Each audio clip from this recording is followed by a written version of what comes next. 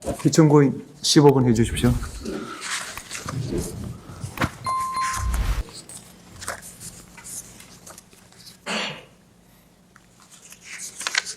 존경하는 문형배 헌법재판소장 권한대행님과 재판관님들, 먼저 이 사건에 관하여 충실한 심리를 위해 변론을 재개하여 다시 변론 기회를 주셔서 감사드립니다. 다만 국회의장이 국회 본회의 의결 절차를 거치지 아니하고 국회 이름으로 권한쟁의 심판을 청구할 수 없다는 절차적 흠결이 있는지 여부는 우리 헌정사상 처음으로 제기된 국회의 대통령에 대한 권한쟁의 심판 청구에서 반드시 해결되어야 할 법리적 쟁점이어서 뒤늦게 이를 제기한 점을 이해해 주시기 바랍니다. 청구인은 국회의장이 국회의 대표자이므로 국회 본회의 의결 절차 없이 국회의 이름으로 권한쟁의 심판을 청구할 수 있다고 주장합니다. 그러나 국회는 대의민주주의 원칙에 따라 국민의 다양성을 반영하는 합의체 결정기관이므로 국회의 대외적 권한은 국회 내 의결을 통하여 행사되어야 합니다. 헌법과 국회법의 규정에 따르면 국회의장은 국회의 의사를 정리할 권한이 있을 뿐 직무 권한을 넘어 본회의 의결을 거치지 않고 국회의원들의 의사를 대표하거나 대체할 수는 없습니다. 국회는 헌법 41조에 따라 선출된 국회의원으로 구성됩니다. 이러한 점에서 국회는 국민 대표성이 가장 강한 기관이자 민주주의에서 핵심적인 대의기관입니다. 헌법 49조는 국회는 헌법과 법률에 특별한 규정이 없으면 재적의원 과반수의 출석과 출석의원 과반수의 찬성으로 의결한다고 규정하고 있습니다. 따라서 헌법과 법률에 의하여 의결 정족수에 관한 특별한 규정이 있는 경우를 제외하고는 이와 같은 일반 의결 정족수 규정에 따라 국회는 의사를 결정하고 행사합니다. 대의민주주의에 따라 국민의 전체의 대의가 이루어지기 위해서는 모든 국회의원이 국회의 의사 형성 및 결정에 참여할 기회가 필요합니다. 이는 국민의 다양성을 국회의 의사결정에 반영하기 위한 당연한 귀결입니다. 결국 국회의 권한은 국회 내 의결을 통해서 외부기관과의 관계에서 행사되는 것입니다. 국회의 결정은 선출된 의원 전체로 구성되고 의원 모두가 참여하는 본회의에서 결정되어야 하고 권한쟁의 심판 청구는 헌법 법률에 특별한 규정이 없으므로 헌법 49조의 일반 의결 정족수에 따라 그 의사가 결정되어야 합니다. 권한쟁의 심판 청구는 합의체인 국회에서 다수결을 통해서만 가능하므로 침해된 권한을 회복하려는 소수당의 시도는 다수결에 의해 좌절될 수 있어서 제3자 소송 담당이 필요하다는 헌법학자들의 견해도 많습니다.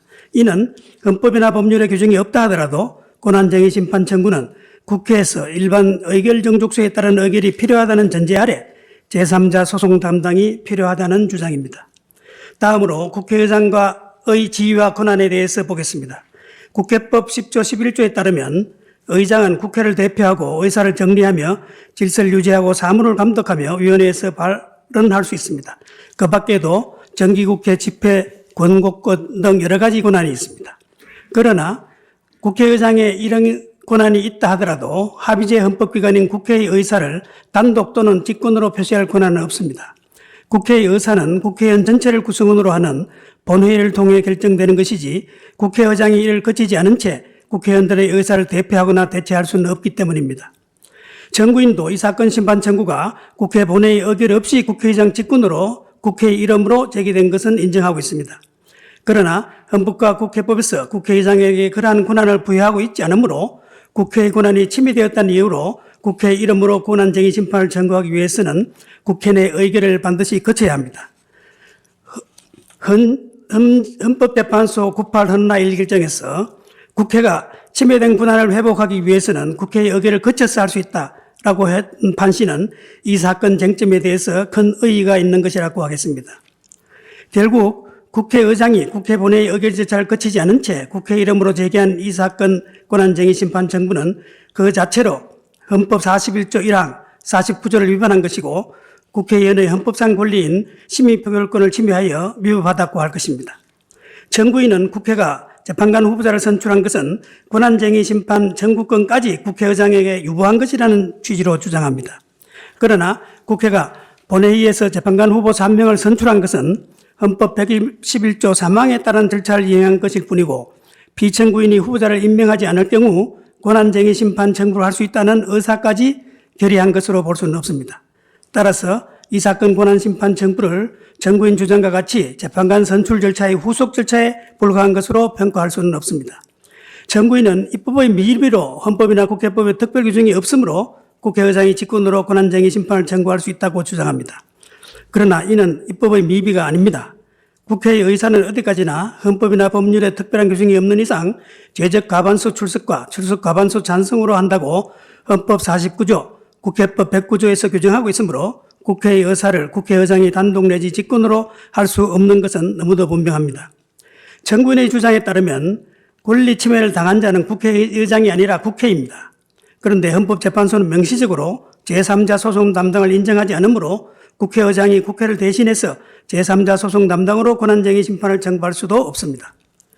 청구인은 국회의장이 국회를 대표해서 각종 소속의 소극적 당사자로서 응소하는 경우에 국회 본회의 의결을 거치지 않았으나 헌재가 본회의 의결을 요구한 바가 없었으므로 국회가 적극적 당사자로서 권한쟁의 심판 청구를 하는 경우에도 국회 본회의 의결이 필요 없다는 취지로 주장하고 있습니다.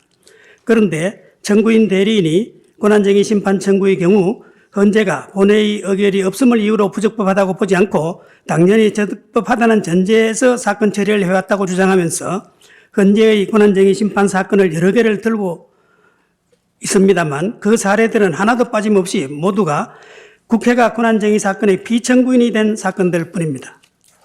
헌재법 40조 1항은 헌재의 심판 절차에는 성질에 반하지 않는 한 민사소송에 관한 법령을 준용한다고 규정하고 있고 민소법 64조는 법인의 대표자 또는 52조의 대표자 등에게는 법정 대리인에 관한 규정을 준용한다고 규정하고 법정 대리인의 소송 행위에 관한 특별 규정인 민소법 56조는 상대방의 소제기에 대해서 소송 행위를 하는 경우, 즉 소극적 당사자인 경우에는 특별한 수건이 필요 없다고 규정하고 있습니다.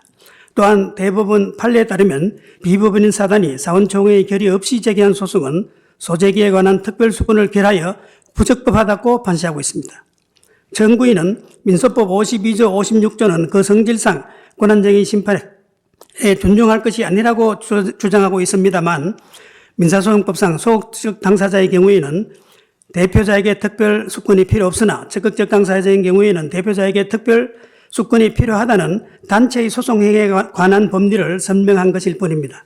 다시 말씀드리자면 국회의장이 국회를 대표해서 소송에 응소하는 것과 국회의장이 국회의 권한이 침해되었음을 이유로 권한쟁의 심판을 청구하는 것은 그 이치가 전혀 다르다는 점을 설명드린 것입니다.